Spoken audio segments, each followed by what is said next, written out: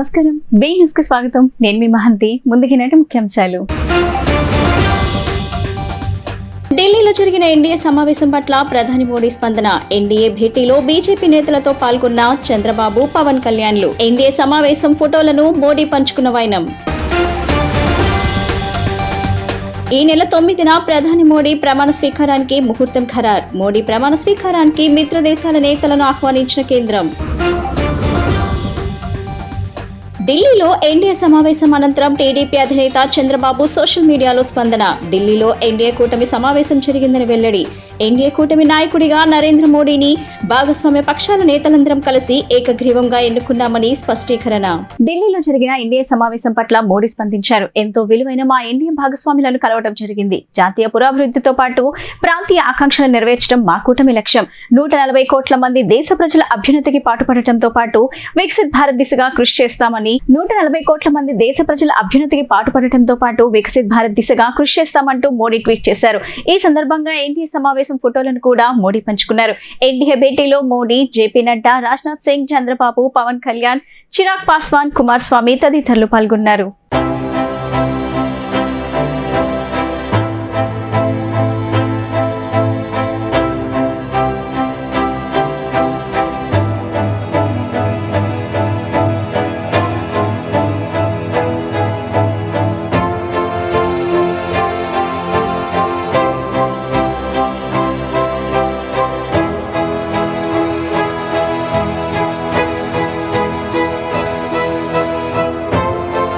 దేశ ప్రధానిగా నరేంద్ర మోడీ ఈ నెల 9న ప్రమాణ స్వీకారం చేయనున్నారు. దీంతో ప్రధాని మోడీ ప్రమాణ స్వీకారానికి మిత్ర దేశాల నేతలను కేంద్రం ఆహ్వానించినట్లు తెలుస్తుంది. ఈ జాబితాలో బంగ్లాదేశ్, శ్రీలంక, భూటాన్, నేపాల్, మారిషస్ దేశాధినేతలు ఉన్నారు. ఇందులో భాగంగా మోడీ ఇప్పటికే నేపాల్ ప్రధాని ప్రచండ, బంగ్లాదేశ్ ప్రధానమంత్రికి షేక్ హసీనా, శ్రీలంక అధ్యక్షుడు విక్రమ్ సింగ్ ను సంప్రదించారు. విక్రమ్ సింగ్ ఆఫీస్ నుంచి ఒక ప్రకటన కూడా వెలువడింది. తమను మోడీ ప్రమాణ స్వీకారానికి ఆహ్వానించినట్లు ఆ ప్రకటనలో పేర్కొనడం జరిగింది.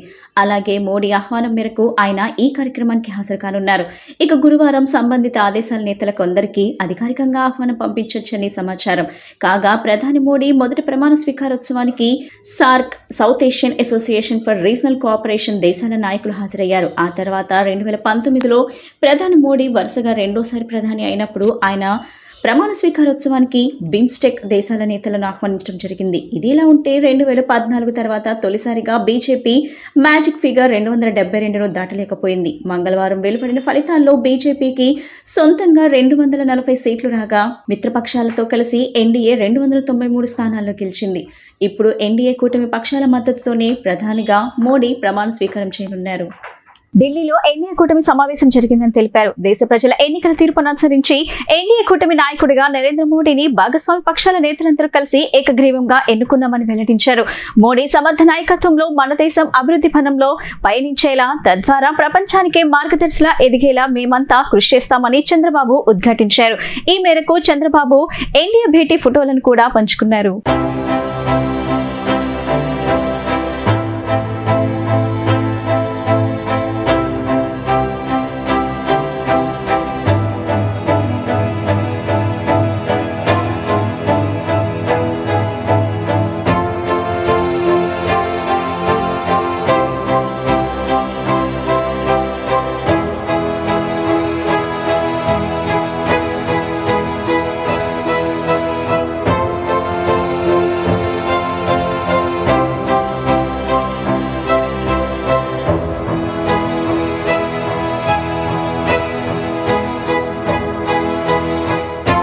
అసెంబ్లీ ఎన్నికల్లో వైసీపీ ఓటమి పాలవగా టీడీపీ కూటమి ఘన విజయం సాధించింది. ఈ నేపథ్యంలో రాష్ట్రంలో కొత్త ప్రభుత్వం ఏర్పాటుకు సన్నాహాలు వేగంగా జరుగుతున్నాయి.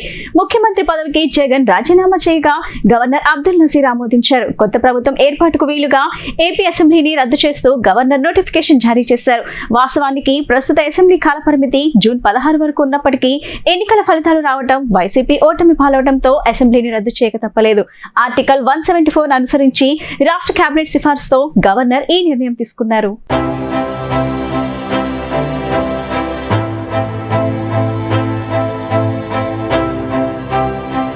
భవానీపురంలో రాష్ట్రంలో నీటి కొరత వల్ల ప్రజలు పలు ఇబ్బందులు పడుతున్నారు. గత 2 రోజుల నుంచి నీటి కొరతతో పిల్లలు, వృద్ధులు ఇబ్బందులు పడుతున్నారని అధికారులు త్వరితగతిన తమ సమస్యను పరిష్కరించాలని కోరారు. భవానీపురం, ప్రియదర్శిని కాలనీ, ఇతర పరిసర ప్రాంతాల్లో నీటి కొరతతో ప్రజలు ఇబ్బందులకు గురవుతున్నారు. గత 2 రోజుల నుంచి నీటి కొరత వల్ల నానావస్థలు పడుతున్నారు. పిల్లలు, వృద్ధులు నీటి కొరతతో ఇబ్బందులు పడుతున్నారని స్థానికులు ఆవేదన వ్యక్తం చేశారు. కనీసం త్రాగునీటికి కూడా తాము ఇబ్బందులు పడుతున్నా అధికారులు పట్టించుకోలేదని త్వరితగతిన తమ సమస్యలను పరిష్కరించాలని కోరారు. ఎన్నికల ఓటమికి ఈవీఎం ట్యాంపరింగ్ కారణమంటూ వైసీపీ నేతలు చేస్తున్న వ్యాఖ్యలను టీడీపీ ఎమ్మెల్యే నిమ్మల రామానాయుడు ఖండించారు. ప్రజల ఇచ్చిన తీర్పును కూడా వీళ్లు తప్పుదారి పట్టిస్తున్నారని మండిపడ్డారు. 2019లో ఇవే ఈవీఎంల ద్వారా వైసీపీ 151 సీట్లను గెలుచుకొని ఏపీలో ప్రభుత్వం ఏర్పాటు చేసింది కదా, అప్పుడు జరగలేదా ఈవీఎం ట్యాంపరింగ్ అని నిలదీశారు. 5 ఏళ్లలో జరిగిన నిరంకుశ రాక్షస పాలనపై ప్రజలు తీర్పు ఇస్తే దాన్ని ఈవీఎంలపైకి నెట్టేయడం చూస్తుంటే వీళ్ళింకా ఓటమి నుంచి పాఠాలు నేర్చుకున్నట్టు లేదు అని నిమ్మల రామానాయుడు విమర్శించారు. ధనుంజయ రెడ్డి, సజ్జల రామకృష్ణారెడ్డి, సుబ్బారెడ్డి, పెద్దిరెడ్డి, మిథున్ రెడ్డి వీళ్ళందరికీ మూలం జగన్మోహన్ రెడ్డి. ఆయన రాజకీయాల్లోకి వచ్చిందే ధనదాహం తప్ప ప్రజలకు సేవ చేయడానికి కాదు. 2004లో ఓ మోస్తారు ఆస్తి కలిగి ఉన్న ఈయన తండ్రి అధికారంలోకి రాగానే 1-2 సంవత్సరాల్లోనే లక్షల కోట్లు ఆర్జించడం, 2019లో ఈయనే డైరెక్ట్గా అధికారంలోకి వచ్చి శాండ్, ల్యాండ్, మైన్స్ ద్వారా మళ్లీ లక్షల కోట్లు ఆర్జించిన విధానం చూస్తే ఈయన ప్రజల సేవ కంటే కూడా ఆస్తులను కూడబెట్టుకునే వ్యక్తిగానే కనిపిస్తున్నారు. ఈ 5 ఏళ్లు తన స్నేహితులతో చేసిన రాజకీయాలే అతడికి ప్రతికూలంగా మారాయి. ఈ పాలన పట్ల ప్రజలు ఎంతో కసితో ఓటేశారు. నాడు తెలుగుదేశం పార్టీ ఆవిర్భవించినప్పుడు కూడా లేనంత ప్రభంజనం ఈసారి ఎన్నికల్లో కనిపించింది. కూటమి అభ్యర్థులు 1000 ఓట్ల మెజార్టీలతో గెలుపొందారు. ఆంధ్రప్రదేశ్ రాష్ట్ర చరిత్రలోనే ఇంత చెత్త పాలన చేసిన చెత్త ముఖ్యమంత్రి ఇంకెవరూ లేరు అనే విషయాన్ని మేం చెప్పడం కాదు, ప్రజలే ఎన్నికల తీర్పుతో చెప్పారు అని నిమ్మల రామానాయుడు వివరించారు. ఈవీఎం ట్యాంపరింగ్ ద్వారానే టీడీపీ గెలిచిందని, సింగపూర్ నుంచి టెక్నికల్ ట్యాంపరింగ్ చేశారని జగన్ మేనమామ రవీంద్రనాథ్ రెడ్డి తీవ్ర ఆరోపణలు చేయడం తెలిసిందే. బార్కోడ్లు ఉపయోగించారని తెలిపారు. ఇది రాష్ట్ర వ్యాప్తంగా జరిగిందని, దీనిపై తాము న్యాయ పోరాటం చేస్తామని రవీంద్రనాథ్ రెడ్డి చెప్పారు. చంద్రబాబుకు ప్రజలు ఓటేశారంటే తాము నమ్మబోమని అన్నారు. మిత్రులందరికీ కూడా ముందుగా నమస్కారాలు తెలియజేసుకుంటూ, ఏదైతే జగన్మోహన్ రెడ్డి గారు మరి గతంలో మాట్లాడుతూ ఏదైతే జూన్ 4వ తేదీన వచ్చేటువంటి ఆంధ్రప్రదేశ్ రిజల్ట్స్తో భారతదేశమంతా కూడా ఆంధ్రప్రదేశ్ రాష్ట్రం వైపు చూస్తాయని ఏదైతే జగన్మోహన్ రెడ్డి గారు గతంలో మాట్లాడారో ఆ మాటలు నిన్న వాస్తవమయ్యాయి. కాకపోతే ఆయన ఆశించినట్లుగా ఫలితాలు లేకుండా ఆయనకి పూర్తి వ్యతిరేకంగా నిన్న ఫలితాలు వచ్చినటువంటి పరిస్థితుల్లో ఏదైతే ఆ యొక్క ఫలితాల నుండి పాఠాలు నేర్చుకోకుండా, ఏదైతే ఆ యొక్క 5 సంవత్సరాల పాలన వైఫల్యాలు గుర్తించకుండా ఆ ప్రజలపై ఎవరైతే నిన్న ప్రజాస్వామ్యబద్ధంగా ఎవరైతే ఓట్లేశారో ఆ ప్రజల మీదే నిందలు మోపేటువంటి విధంగా నిన్న ముఖ్యమంత్రి గారు స్థాయిలో మాట్లాడడం చాలా చాలా దుర్మార్గమైన విషయం అని చెప్పి సందర్భంగా భావిస్తూ ఉన్నా. ఏదైతే నిన్న 4వ తేదీన ఆంధ్రప్రదేశ్ రాష్ట్ర ప్రజలు ఇచ్చినటువంటి తీర్పు ఏదైతే ఉందో 5 కోట్ల ఆంధ్రుల సమిష్టి విజయం అది.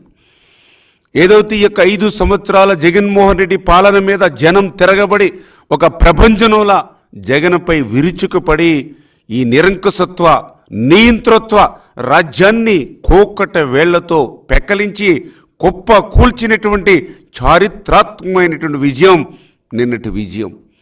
అటువంటి విజయం పట్ల మరి ఏదైతే జగన్మోహన్ రెడ్డి మరి గుర్తించుకోవాల్సింది, ప్రజాస్వామ్యంలో పాలకులు అనేవాళ్ళు యజమానులు కాదు, పాలకులు అనేవాళ్ళు సేవకుల మాదిరిగా ఉండాలనేటువంటి విషయాన్ని, వాస్తవాన్ని మరిచిపోయి ఏదైతే ఒక హిట్లరు, ఒక ముస్సోలిని, ఒక ముషారఫ్ మించినటువంటి నిరంకుశత్వ నియంతృత్వ. ప్రకృతిని రక్షిద్దాం, భావితరాలకు ఆదర్శంగా నిలుద్దామని ఆంధ్రప్రదేశ్ కాలుష్య నియంత్రణ మండలి కార్యదర్శి బి శ్రీధర్ పిలుపునిచ్చారు. మానవ మనుగడ సజావుగా సాగాలంటే ప్రకృతిని కాపాడుకోవాలన్నారు. ప్లాస్టిక్ వ్యర్థాల నిర్వహణపై అవగాహన లేకపోతే భావితరాల భవిష్యత్ చేతుల నాశనం చేసిన వాళ్ళమవుతామని హెచ్చరించారు. గురునానక్ కాలనీ రోడ్లోని నాక్ కళ్యాణ మండపంలో కాలుష్య నియంత్రణ మండలి ఆధ్వర్యంలో ప్రపంచ పర్యావరణ దినోత్సవం నిర్వహించారు. ఈ సందర్భంగా శ్రీధర్ మాట్లాడుతూ మానవ మనుగడ సజావుగా సాగాలంటే ప్రకృతిని కాపాడుకోవాలన్నారు. ప్లాస్టిక్ వ్యర్థాల నిర్వహణపై అవగాహన లేకపోతే భావితరాల భవిష్యత్ చేజేతుల నాశనం చేసిన వాళ్ళమవుతామని హెచ్చరించారు. మట్టి, నీరు, గాలి కలుషితం ఇప్పటి నుంచే చర్యలు తీసుకునే విధంగా ప్రతిజ్ఞ చేయాలన్నారు. Kakinada JNTU academic director Muralikrishna మాట్లాడుతూ మానవుల ప్రవర్తన ప్రకృతి హితంగా ఉండాలని, పుడమి ఇచ్చిన అవకాశాన్ని నాశనం చేసుకోరాదని హెచ్చరించారు. పర్యావరణ పరిరక్షణపై అవగాహన కల్పిస్తూ బుర్రకథ, విద్యార్థుల నృత్యాలు అరించాయి. క్విజ్, వ్యాసరచన, చిత్రలేఖనం పోటీల విజేతలకు బహుమతులు అందజేశారు. కార్యక్రమంలో ఆంధ్ర విశ్వవిద్యాలయం ఆచార్యులు కె కామేశ్వరరావు, పర్యావరణ చీఫ్ ఇంజనీర్ ఎన్వి భాస్కర్రావు, పరిరక్షణ సంస్థ అధ్యక్షుడు డాక్టర్ ఏవి రత్నం, ఏపీ జోనల్ అధికారి పి మునిస్వామి, పి శ్రీనివాసరావు, ఇంజనీర్లు, అధికారులు, సిబ్బంది పాల్గొన్నారు.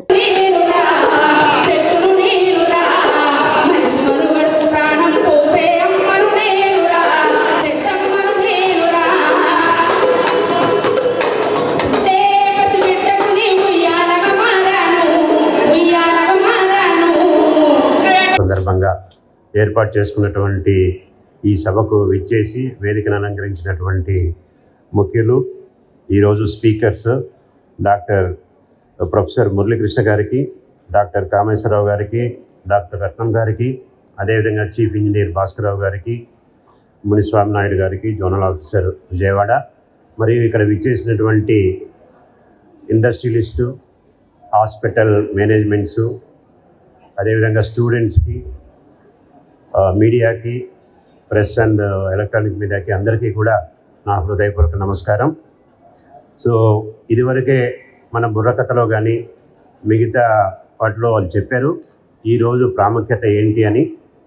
యునైటెడ్ నేషన్స్ 1972 నుంచి కూడా జూన్ 5వ తారీఖుని వరల్డ్ ఎన్విరాన్మెంట్ డేగా సెలబ్రేట్ చేసుకోవడం జరుగుతూ ఉంది.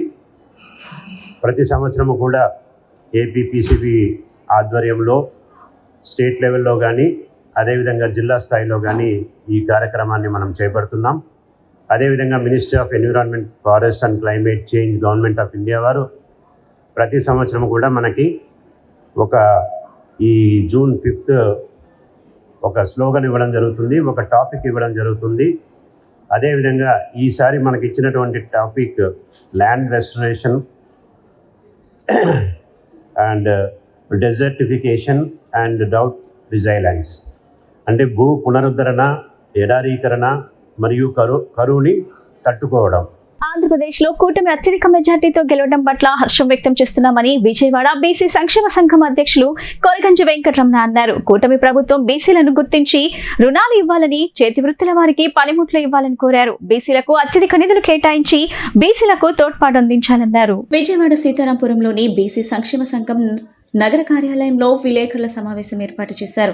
సమావేశంలో విజయవాడ బీసీ సంక్షేమ సంఘం అధ్యక్షులు కొరగంజి వెంకటరమణ మాట్లాడుతూ ఆంధ్రప్రదేశ్లో కూటమి అత్యధిక మెజార్టీతో గెలవడం పట్ల హర్షం వ్యక్తం చేస్తున్నామని, టీడీపీ అధినేత చంద్రబాబు, జనసేన అధినేత పవన్ కళ్యాణ్ బీజేపీ అధిష్టానానికి శుభాకాంక్షలు తెలిపారు. కూటమి విజయంలో బీసీల పాత్ర కీలకమని అన్నారు. గత ప్రభుత్వం బీసీలకు కార్పొరేషన్లు ఏర్పాటు చేసి నిధులు విడుదల చేయలేదని ఆవేదన వ్యక్తం చేశారు. కూటమి ప్రభుత్వం బీసీలను గుర్తించి రుణాలు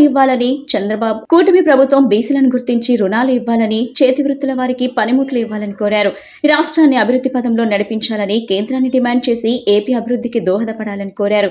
విభజన హామీలు అమలు చేసే కేంద్రంపై ఒత్తిడి తీసుకురావాలని కోరారు. బీసీలకు అత్యధిక నిధులు కేటాయించి బీసీలకు తోడ్పాటు అందించాలన్నారు. అనంతరం విజయవాడ బీసీ సంఘం సంక్షేమ ప్రధాన కార్యదర్శి జడగం శ్రీనివాస్ మాట్లాడుతూ కూటమి ఏర్పాటులో జనసేన అధినేత పవన్ కళ్యాణ్ ఎంతో కృషి చేశారని పేర్కొన్నారు.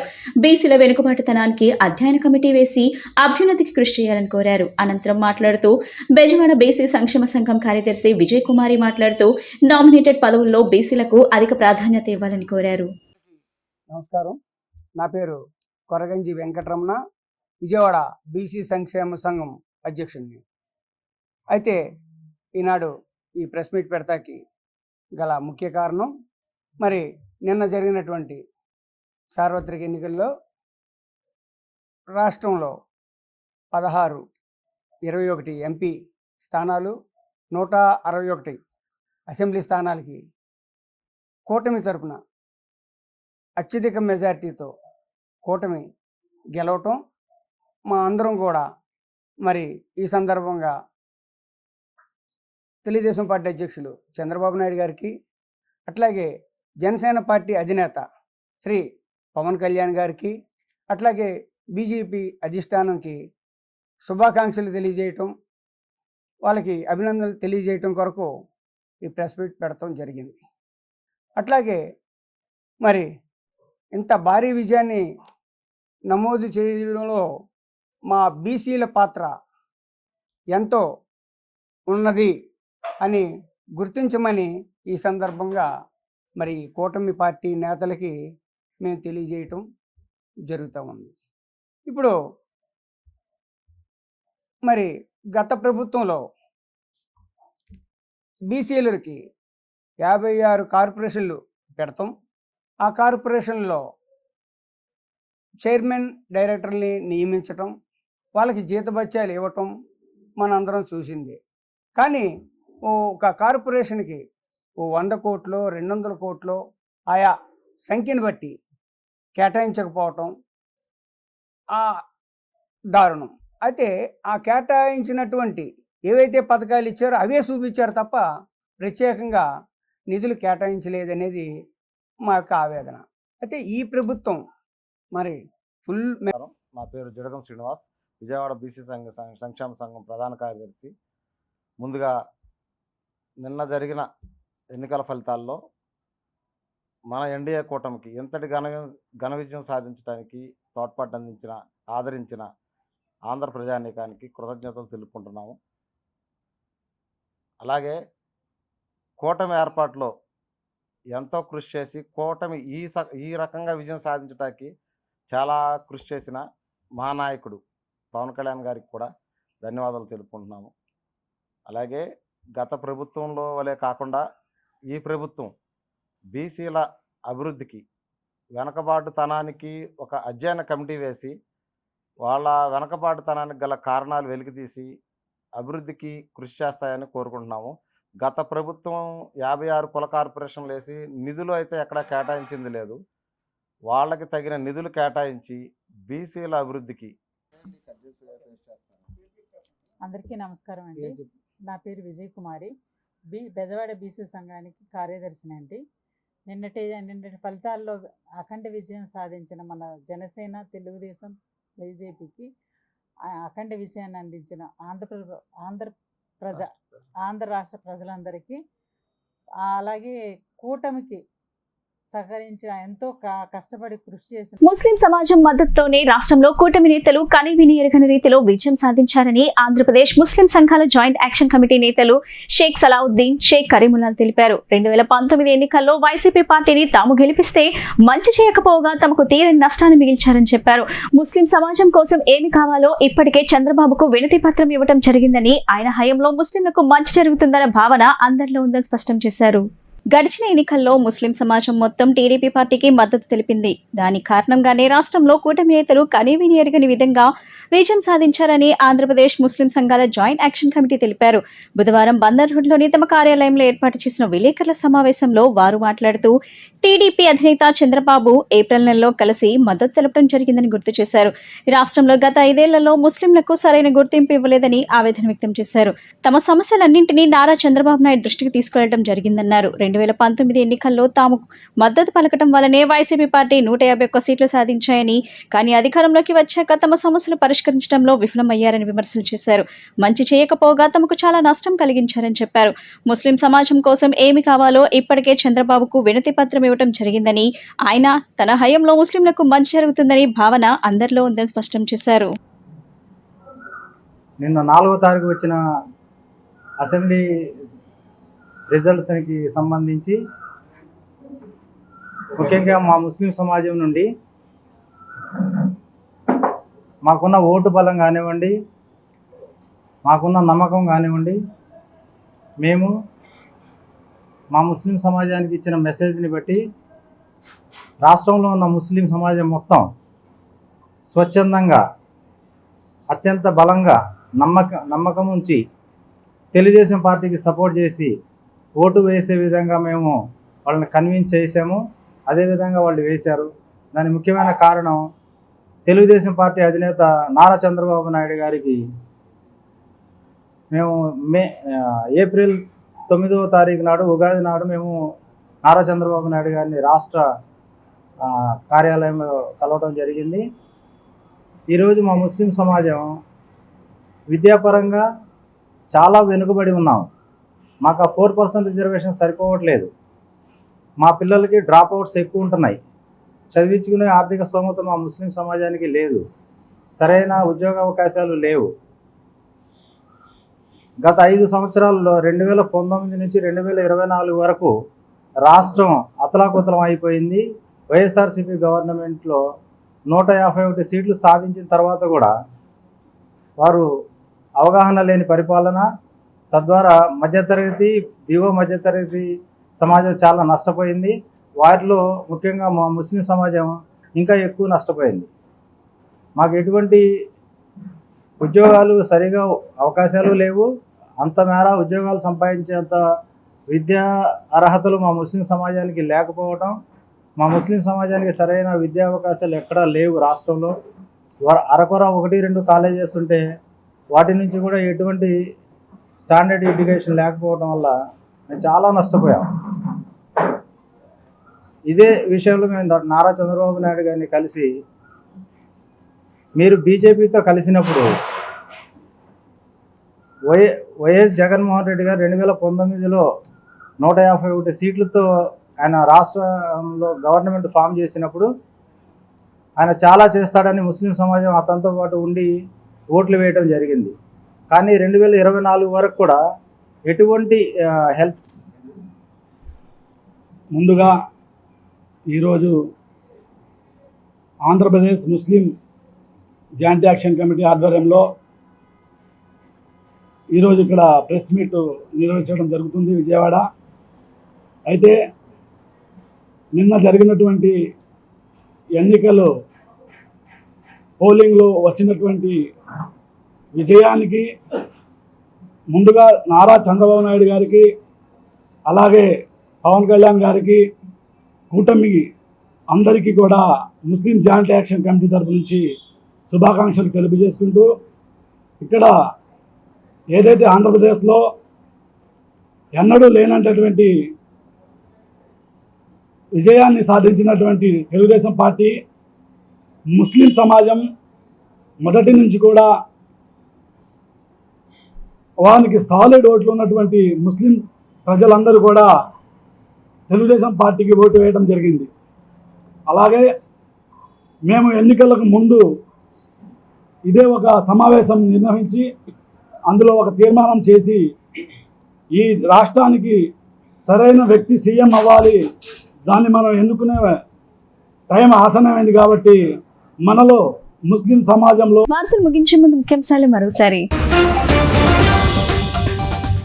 ఢిల్లీలో జరిగిన ఎన్డీఏ సమావేశం పట్ల ప్రధాని మోడీ స్పందన. ఎన్డీఏ భేటీలో బీజేపీ నేతలతో పాల్గొన్న చంద్రబాబు, పవన్ కళ్యాణ్లు. ఎన్డీఏ సమావేశం ఫోటోలను మోడీ పంచుకున్న వైనం. ఈ నెల 9న ప్రధాని మోడీ ప్రమాణ స్వీకారానికి ముహూర్తం ఖరారు. మోడీ ప్రమాణ స్వీకారానికి మిత్ర దేశాల నేతలను ఆహ్వానించిన కేంద్రం. ఢిల్లీలో ఎన్డీఏ సమావేశం అనంతరం టీడీపీ అధినేత చంద్రబాబు సోషల్ మీడియాలో స్పందన. ఢిల్లీలో ఎన్డీఏ కూటమి సమావేశం జరిగిందని వెల్లడి. ఎన్డీఏ కూటమి నాయకుడిగా నరేంద్ర మోడీని భాగస్వామ్య పక్షాల నేతలందరం కలిసి ఏకగ్రీవంగా ఎన్నుకున్నామని స్పష్టీకరణ. ఈ బులెటిన్ ఇంతటితో సమాప్తం. తిరిగి మరో బులెటిన్ కలుద్దాం. నమస్కారం.